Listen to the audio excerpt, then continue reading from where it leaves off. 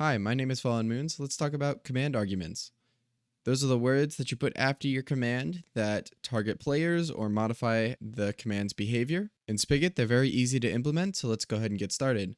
First, go over here and create a new class. And in my case, we'll be making a heal command, so we'll call it heal command.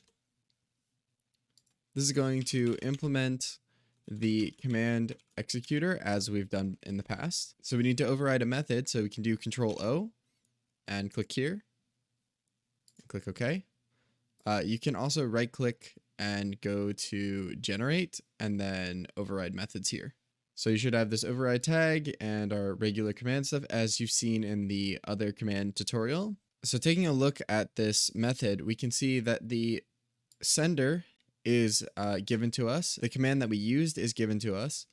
The label is given to us, and this array of strings called args. This is what we're going to be using to modify our command. So the first thing we need to check is if the player is running the command just /heal and they're trying to heal themselves, we want to just get that done without having to check all the arguments. So the first thing we're going to do is check the length of the args array that we're given.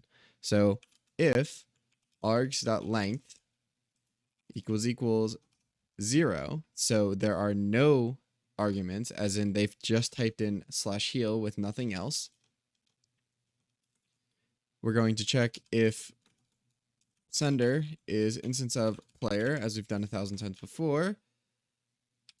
Go ahead and if they are, we can say player equals cast the sender object to a player. Player.set health to 20, which is the normal max, and player.send message chat color.green. Make sure you import that, and we'll just say healed and let them know that they've been healed. Next, we want to check here else. If they aren't a player, then they've tried to heal themselves through the console, and that's not going to work. So we can go ahead and just say bucket.getLogger.info, and we'll just say you have to be a player to do that. And then at the bottom of here, we'll just put in return true because we've dealt with all the logic. So I'm going to type else and open a new bracket to deal with any arguments they've given us. So if they have given us some arguments, we expect it to be another player to target to heal. So we can go ahead and check to see if that player exists. If bucket.getPlayerExact args 0, which is the first index of the args array. So if that does not equal null, then the player exists. So if you typed in a name that didn't exist, this would return null and we would have an issue. We can say else and then check if the sender is instance of player again, just to have the different logging methods for whether or not it's the player or the console. So just so we can have the different logging methods, whether it's a player or the console. So if it is a player, then we can say player equals player sender, player.send message chat color.red, player, and I'm going to do an escape character. This is that backslash with the double quotations, just so it shows up as text and not as one of these green ones. And then we'll add arg0, which is the first index again. So we're repeating what name wasn't found.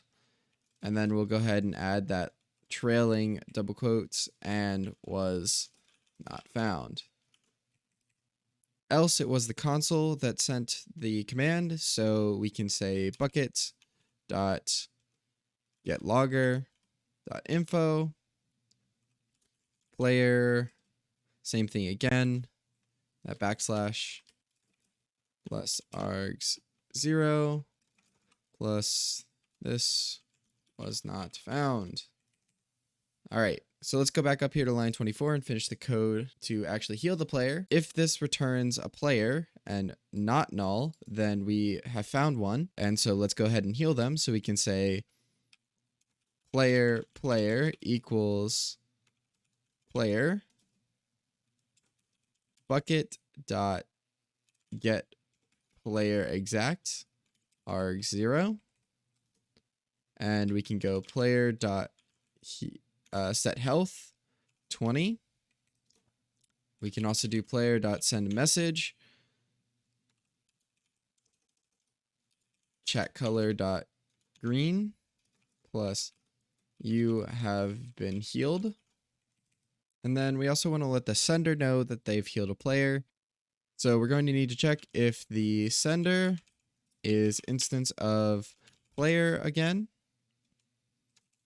If they are, then do the same thing as we've done before, except I'm just going to say player P equals player sender.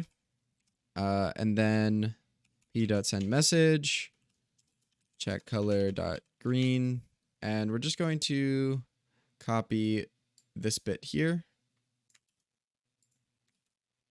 just so we don't have to type it out again, and type in was healed.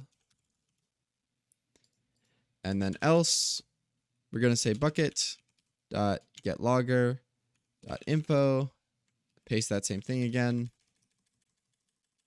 get rid of this plus, and we're just going to say was healed, and don't forget your semicolon.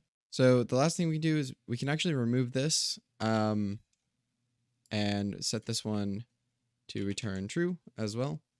So the last part is just to go to plugin.yml, and we're going to do commands and heal and add that there. And then inside of our main, we're going to get server dot get plugin command, call it heal dot set executor new heal command, and let's go test it on the server.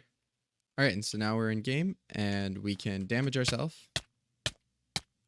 and we can type /heal, and it says healed.